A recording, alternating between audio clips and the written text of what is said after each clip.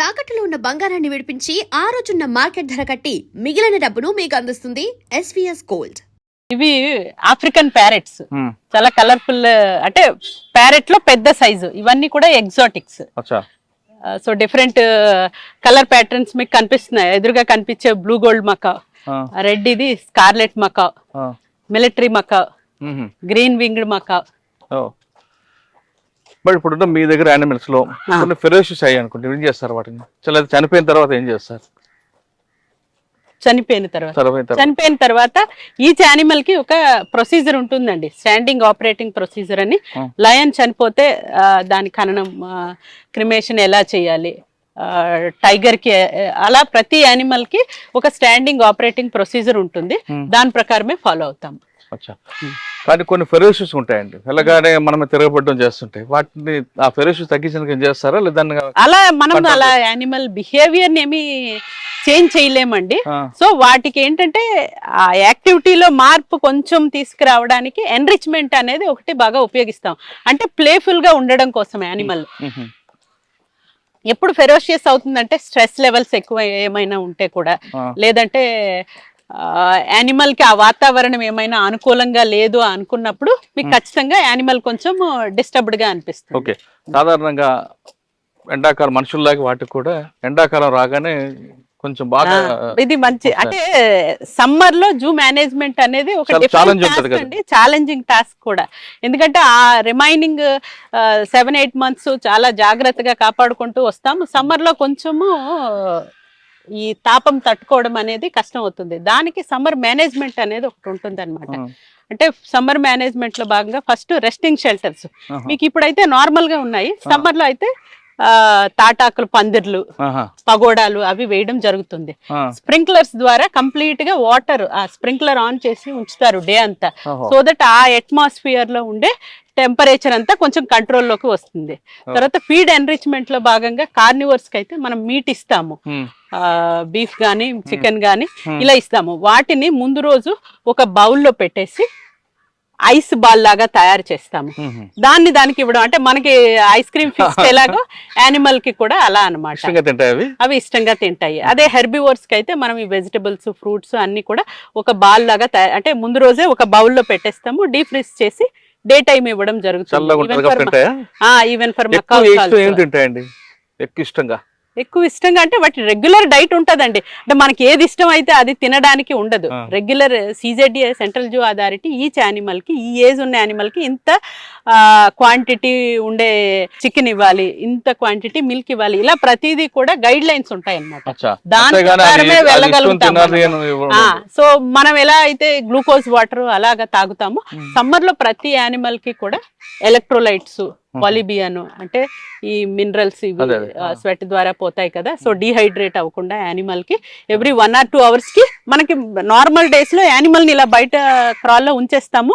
Water pond కూడా ఉంటుంది. So దానికి దాహం అయినప్పుడు తాగుతుంది. అలా కాకుండా సమ్మర్ లో ఎవ్రీ 2 hours కి ఆ లోపటికి యానిమల్ కీపర్ లోపటికి తీసుకొని ఆ వాటర్ అది పట్టించి అగైన్ ఇది పెడతారనమాట, బయటికి విడిచిపెడతారు. చింపాంజీ లాంటి సెన్సిటివ్ యానిమల్స్ కి అయితే కూలర్స్ కూడా అరేంజ్ చేస్తాం. కోకోనట్ వాటర్ ఇస్తాము ఏనుక్కి, కోకోనట్ వాటర్ ఇస్తాము. ఈ స్ప్రింక్లర్స్ అంటే వాటర్ ఇది ఎక్కువ ప్రొవైడ్ చేస్తామన్నమాట సమ్మర్ లో. ఓకే, ఇది కాకుండా మన జూలోని పుట్టి ఇక్కడే ఫస్ట్ బర్త్డే చేసుకున్న యానిమల్స్ కి బర్త్డే చేస్తాం. ఇప్పుడు మనం అంటే నార్మల్ గా మనం ఎలాగా కేక్ అది తయారు చేసుకుంటామో అలా కాకుండా ఆ యానిమల్ కి ఇష్టమైన ఫీడ్ తో కేక్ లాగా తయారు చేసి స్కూల్ చిల్డ్రన్ ని అది పిలుస్తాము. పిలిచి బర్త్డే చేయడం జరుగుతుంది. అలా మనకి దళపతి అని హిప్పో ఇక్కడే ఈ జూలోనే పుట్టింది.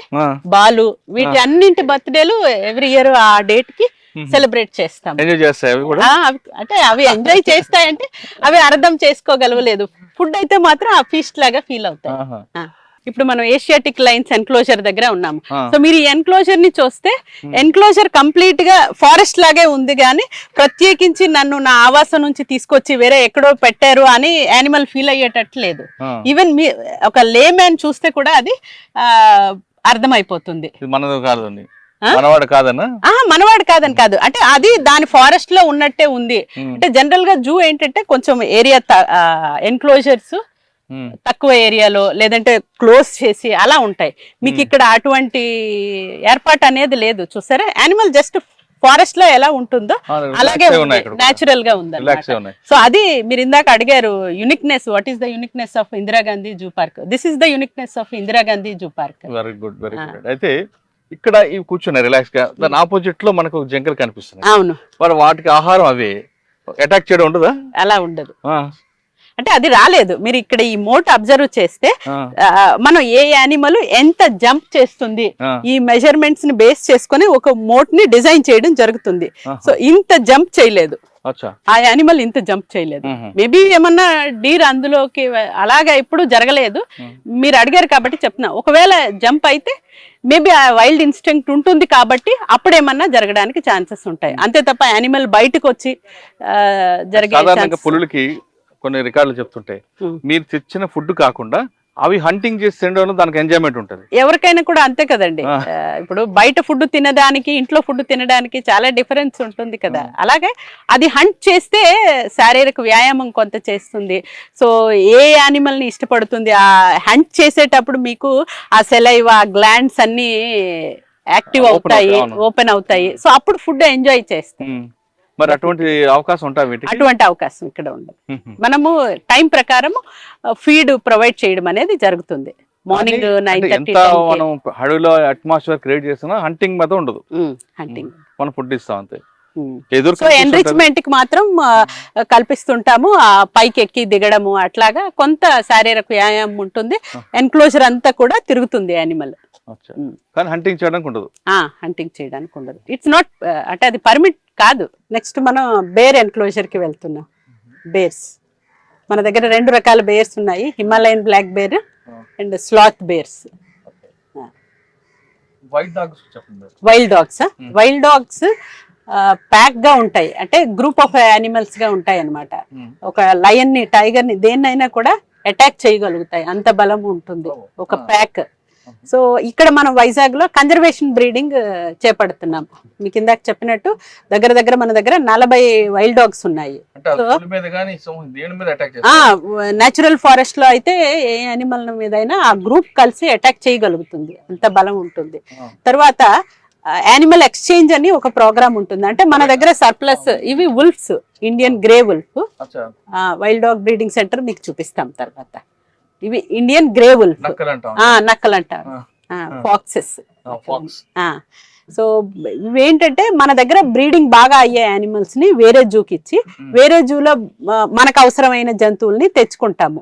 CZA, central zoo authority permission తో. That is called animal exchange. So మన దగ్గర ఈ వైల్డ్ డాగ్స్ అనేది ఆ విధంగా మనకు ఒక మంచి సోర్స్. ఇక్కడ మీరు చూస్తే అవి ఎలుగుబంట్లు, బేర్స్. మీరు ఒక్కొక్క ఎన్క్లోజర్ కి చూస్తే కొన్ని ప్లెయిన్ గా ఉన్నాయి, కొన్ని గుట్టల్లాగా ఉన్నాయి, కొన్ని మౌల్డ్స్ గా ఉన్నాయి. అంటే ఏ యానిమల్ కి నేచురల్ హ్యాబిటేట్ ఎలా ఉంటుందో అలా చూసి యానిమల్ ఎన్క్లోజర్ ని డిజైన్ చేయడం జరిగింది. బట్ చాలా ఇక్కడ యానిమల్స్ ఉన్నాయి కదా, మీకు బాగా మనస్ఫూర్తిగా అంటే మీకు వ్యక్తిగతంగా నచ్చిన యానిమల్ ఏదండి? రోజు దాన్ని చూసుకొని మాట్లాడుకుని ఆడుకొని వచ్చేవాళ్ళు ఉన్నాయి? అటువంటి చిక్కితా, చింపాంజీ అండ్ జిరాఫ్స్ కూడా. రెండు మీకు మెలగాని పలకరిస్తాయా? డెఫినెట్ గా ఉంటుందండి. ఆ వేవ్ లెంత్ ఖచ్చితంగా పాజిటివ్ గా రెస్పాండ్ అవుతుంది. చూద్దాం, జిరాఫీ చూడొచ్చు. ఉన్నాము మీరు. ఇవి కూడా యూనిక్ అన్నమాట. ఈ స్టోన్ మీద ఈచ్ యానిమల్ పెయింటింగ్ వేయించాము చూడండి. ఇది unique hand paint Kadapa slab మీద వేయించింది. ఇక్కడ మనము హిప్పో ఎన్క్లోజర్ దగ్గర ఉన్నాము. పేరు పద్మ, ఆమె కొడుకు దళపతి. 80 year old. వీటికి ఏం తింటారు రోజు? వీటికి రోజు పుచ్చకాయలు, డ్రై ఫీడ్, అంటే మనకి తవుడు, జొన్నలు, బార్లీ ఇవన్నీ కలిపినవి డ్రై ఫీడ్, క్యారెట్, తోటకూర ఎక్కువ ఇష్టంగా ఒక్కొక్కటి 15-20 kgs తోటకూర డైలీ తింటాయి. పుచ్చకాయలు ఎక్కువ ఇష్టంగా తింటాయి, బనానా తింటాయి. సో ఇవన్నీ కూడా రెగ్యులర్ ఫీడ్ అన్నమాట. ఎకోసిస్టమ్ అంటే ఆక్వాటిక్, టెరిస్టీరియల్, వాటర్ లో ఉంటుంది, ల్యాండ్ మీద కూడా ఉంటుంది అన్నమాట. సో ఈ ఎకోసిస్టమ్ ని బ్యాలెన్స్ చేయడంలో, ఆక్వాటిక్ ఎకోసిస్టమ్ ని బ్యాలెన్స్ చేయడంలో హిప్పో మనకి చాలా ముఖ్య భూమిక పోషిస్తుంది. ఎలా అంటే ఇప్పుడు ల్యాండ్ మీద ఫీడ్ అంతా తీసుకుంటుంది, కొమ్మలు, ఆకులు, ఫారెస్ట్ లో అయితే మనం ఇక్కడ ఫీడ్ ఇస్తాము. సో ఇట్స్ ఎన్రిచ్ చేస్తుంది ఆక్వాటిక్ ఎకో సిస్టమ్ లో. ఓకే. సో ఎప్పుడైతే ఈ న్యూట్రియంట్స్ ఎన్రిచ్ అవుతాయో ఆక్వాటిక్ ప్లాంట్స్, మనకి వాటర్ లో పెరిగే ప్లాంట్స్, అక్కడ ఉండే చిన్న చిన్న చేపలు ఈ న్యూట్రియంట్స్ ని కన్జ్యూమ్ చేసుకుంటాయి. సో ఆ విధంగా ఎకో సిస్టమ్ ని బ్యాలెన్స్ చేస్తుంది అనమాట. సో ఆ విధంగా అలా ఫీడ్ పెట్టి యానిమల్ కి ఎగ్జామిన్ చేస్తారు ఓరల్ క్యావిటీ ఏదైనా ప్రాబ్లం ఉందా. ఎందుకంటే ప్రతి యానిమల్ కి ఈ క్యావిటీస్, కెనైన్స్ ఇవి చాలా important while taking feed. So keeper himself will examine and doctor also will examine.